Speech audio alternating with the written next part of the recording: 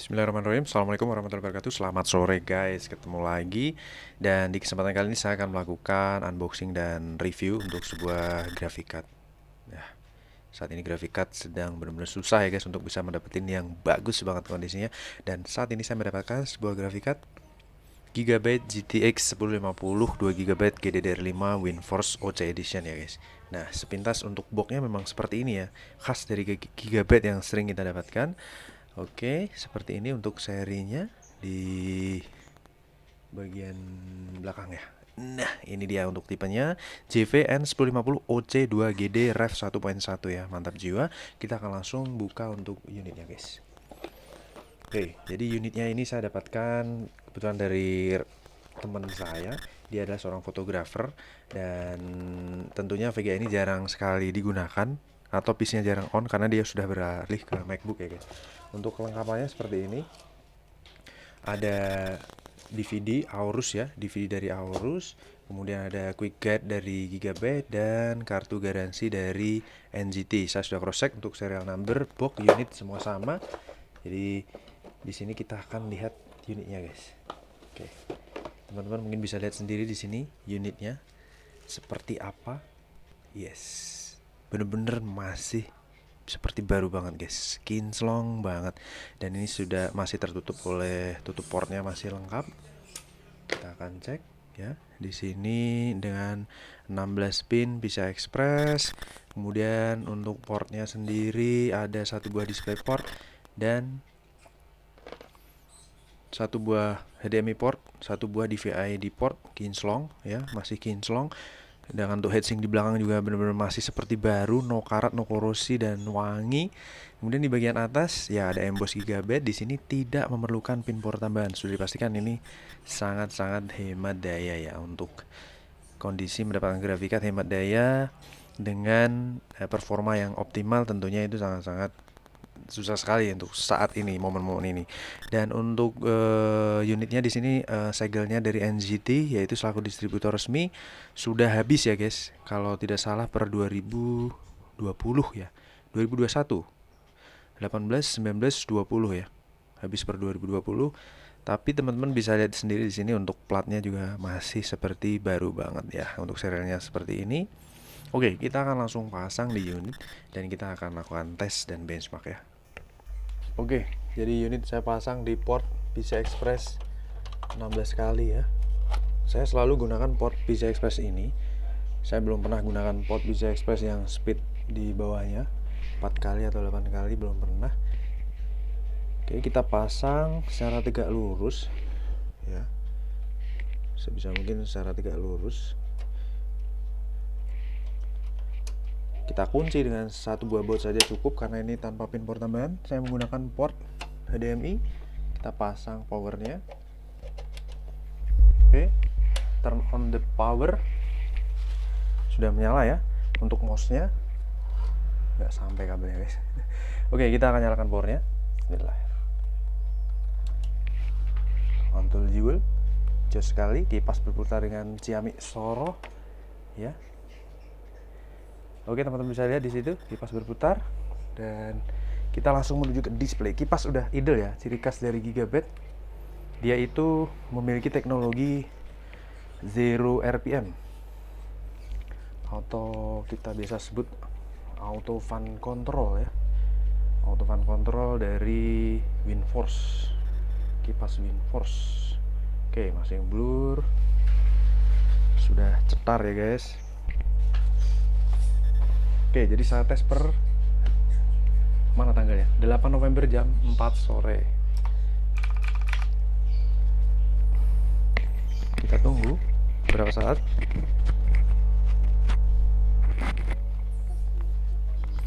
Ya, kipasnya sudah idle ya. Jadi dia akan berputar saat menyentuh suhu 60 derajat Celcius. Itu ciri khas dari Nvidia. Dan kita tunggu berapa saat di sini untuk driver supaya bisa terdeteksi dengan merubah resolusi dari sang layar ya. Full HD. Oke, sudah berkedip. Ini tanda bahwa resolusi berubah menjadi Full HD seperti sekarang ini, guys.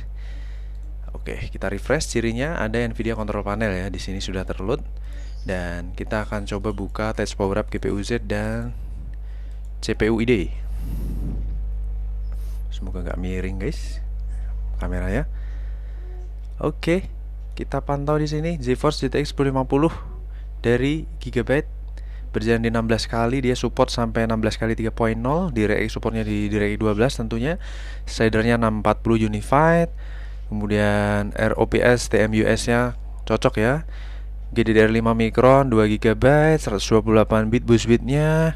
Kemudian driver version officially di 456.71 DCH, Windows 10 64 bit dengan signaturnya udah WHQL ya. Kemudian untuk GPU clock dan default clocknya sesuai ya. Oke, untuk semua fitur ada kecuali ray tracing dan basic. Kemudian kita coba cek di CPU ID. CPU ID di sini suhu terendah di angka 33 derajat Celcius dalam kondisi kipas itu idle ya. Kipasnya idle. Bukan Indonesian Idol ya guys ya. Oke, kita coba jalankan benchmark ringan. Di sini untuk sensornya kita rubah ke current dulu.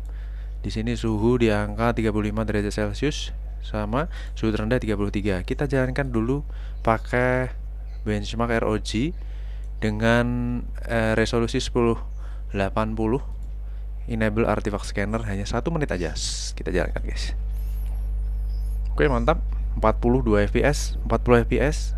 Performanya Ciamik Soro mulus ya guys. Ciamik Soro. Ya betul. Oke, suhu masih 52 derajat Celcius, adem. 30% pengetesan ya guys ya. Ini kipas belum berputar sama sekali ya guys. 56 derajat. Tentunya sudah mau mendekati hampir 60, masih jauh sih kalau untuk kategori VGA dingin. Ya, ini udah 58 derajat di 60% pengetesan. 59 derajat, dia siap-siap untuk berputar. Ya, sudah masuk ke 60 derajat dan kita tunggu berapa saat kipas sudah mulai berputar. Oke, kipas sudah mulai mendinginkan di angka 85% pengetesan. Stabil di 41 fps dengan shadernya yang benar-benar mulus. Untuk renderingnya juga benar-benar mulus guys. Ya, suhu stay di 62 derajat Celcius, fix adem ya guys. Skornya di 2402 40 fps ya untuk kelas 1050 2 GB dari Gigabyte. Oke. Untuk performanya kita lihat di sensor dengan skor Hughes. Oke, boost clocknya tinggi guys. GPU clocknya bisa 1582. Kemudian temperaturnya maksimal 62 derajat Celcius. Average di ya saat ini karena masih proses pendinginan dan minimal di 33 derajat Celcius, fix adem ya. Kemudian untuk TDP sendiri ini yang biasa ditanyakan karena ini tanpa pin power tambahan, jadi sudah dipastikan sangat hemat daya, 68.9 watt atau kita anggap aja ini 70 watt maksimal. Average di angka 45 watt dan saat idle dia hanya butuh 35 watt. Untuk minimal 35 watt guys. Jadi PSU 300 watt 80 plus. Ya sekarang jarang sih yang menggunakan PSU 300 watt, minimal pasti 500 watt dan itu sudah sangat-sangat mengakomodir untuk menggunakan VGA ini. Oke, akan saya capture dulu dan kita lanjut pakai 3D Mark guys. Oke guys, kita lanjut gunakan 3D Mark ya. Di sini untuk skornya seperti ini. Seperti biasa nanti pasti akan saya upload di Instagram atau Facebook ya untuk hasil review graphic card ini. Kemudian kita akan lanjutkan di sini tes menggunakan 3D Mark ya guys, 3D Mark. Kita akan lakukan stress test untuk graphic card ini. Ya, sebenarnya kasihan juga ya kalau kita tidak tes, tapi setidaknya di sini kita akan lebih mantap saat kita gunakan Firestrike aja yang durasinya hanya 10 menit untuk melakukan tes graphic card ini. Berapakah skornya dan bagaimana performanya? Nah, di sini untuk suhu ini dari Firestrike ini bisa dibilang sangat valid ya. Kalau tadi kita gunakan GPU Z maksimal 62 derajat Celcius.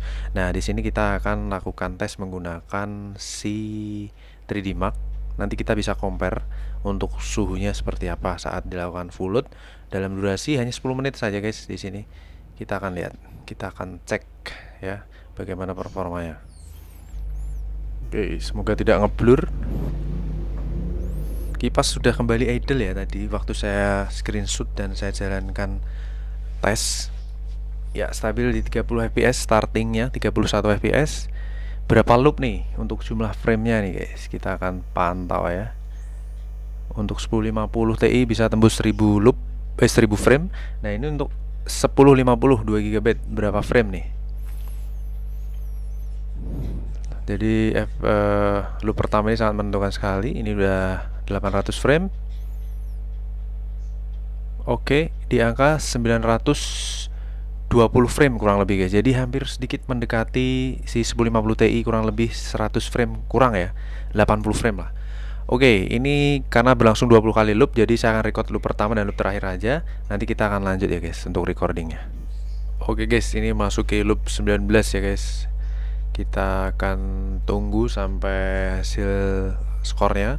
Dari pengamatan saya dari awal start sampai sekarang tuh stabil di angka 30 fps ya, 30 sekian, 39, 34, 35, 30, 32 ada kisaran itu. Dan ini sudah terkumpul 18.000 fps ya. Jadi untuk suara kipasnya juga benar-benar senyap. Nah ini berarti kemungkinan loop ke-20 sekarang guys. Suara kipasnya benar-benar senyap banget sekali. Dan performa dari renderingnya juga benar-benar halus ya guys, mulus, lancar tanpa bottleneck ya. Oke, sudah 18.000 frame.